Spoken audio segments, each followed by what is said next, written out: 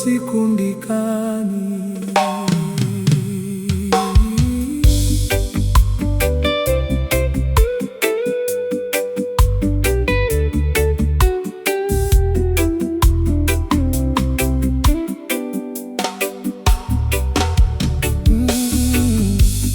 Mangwanani oga ugandindomuka ndichitenda zita renyu makachengeta upenyu hwangu nokundikomberedza nerudo.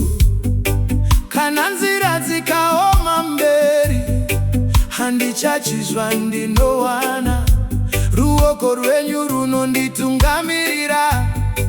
Ndichafamba ndakasimba ndinovimba nemi Jehova, hamundisindiri ndega makavimbisa kuva nesu kusvikira magumo enyika.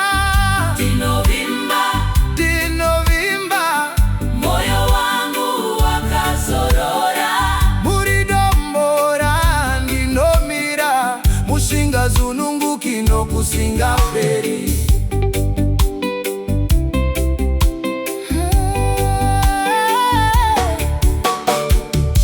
Makazarura mikova yakavharwa ndikapinda nechikomborero.